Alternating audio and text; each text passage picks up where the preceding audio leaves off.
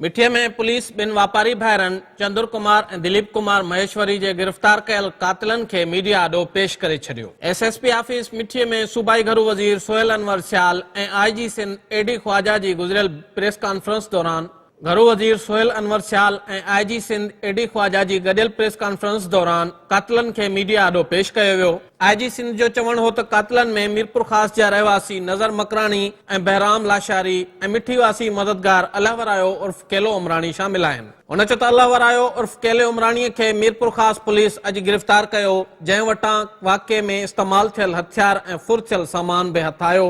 संदसि चवणो त अलाहवराए उर्फ केले उमराणी वारदात में मददगार जो किरदार अदा कयो। हू शहर जे दुकाननि ते हमेशा वेठल रहंदो हो। आईजी सिंध चयो त अलाहवराए उर्फ केले उमराणी वाक़े वारे ॾींहुं रेकी कई ऐं ॾोहारियुनि खे घुराए वारदात कराइण बैदि खेनि पनाह ॾिनी। हुन चयो त ॾोहारियुनि पुलिस वटि वारदात जो एतराफ़ कयो आहे। संदसि चवणु हो त क़त्ल वारे वाक़े जूं हिंदू मुस्लिम दुश्मनी सां के बि कड़ियूं नथियूं मिलनि। वारदात फुर जी हुई, जंहिं दौरान ॾोहारियुनि मज़ाहिमत ते ॿिन्ही भाइरनि खे क़त्ल कयो, न त इहे संदन टारगेट न हुआ। आईजी सिंध चयो त सिंध पुलिस जांच में वॾी महिनत कई आहे, पर सभ खां वधीक मीरपुर ख़ास पुलिस कमु कयो।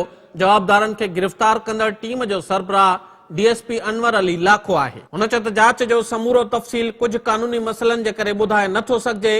मक़तूलनि जे वारसनि खे मुकमिल तहफ़ुज़ ॾेई जवाबदारनि खे सज़ा ॾियारी वेंदी। उन मौक़े ते सूबाई घरू वज़ीर सोहेल अनवर सियाल चयो त दहशतगर्दी ऐं ॾोहारी वारदातुनि जो ख़ात्मो सिंध पुलिस जी कारकर्दगी जो नतीजो आहे। हुन चयो त मिठी वाक़े जे जवाबदारनि खे सग सूधो पकड़ण ते हू पुलिस खे मुबारकबाद ॾिए थो। सोहेल अनवर सियाल चयो त मक़तूल वापारियुनि जे वारसनि जी मुकमिल तौर ते माली मदद कई वेंदी, जॾहिं त थर जो अमुन कंहिंखे बि बिगाड़ न ॾिनो वेंदो। प्रेस कॉन्फ्रेंस दौरान डीआईजी मीरपुर ख़ास मज़हर नवाज़ शेख वाक़े जी जांच में वरतल कोशिशुनि बाबति ब्रीफिंग ॾिनी। घरू वज़ीर सोहेल अनवर सियाल ऐं आईजी सिंध जी प्रेस कॉन्फ्रेंस खां पोइ उते मौजूद वापारी भाइरनि जो पीउ पीतांबर महेश्वरी बेहोश थी वियो, जंहिंखे डॉक्टर होश में आंदो। मक़तूलनि जे पीउ घरू वज़ीर ऐं आईजी सिंध सां ॻाल्हाईंदे चयो त कातिल पकड़े मथसि वॾो अहसान कयो वियो आहे।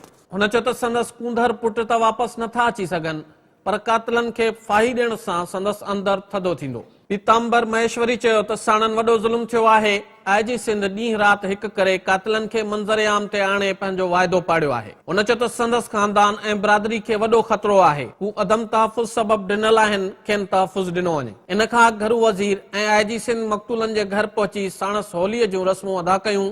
उन मौक़े ते मक़तूलनि जा घर भाती घरू वज़ीर सोहेल अनवर सियाल ऐं आईजी सिंध खे भाकुर पाए रोई वेठा, जंहिं सां माहौल ॾुखारो थी वियो।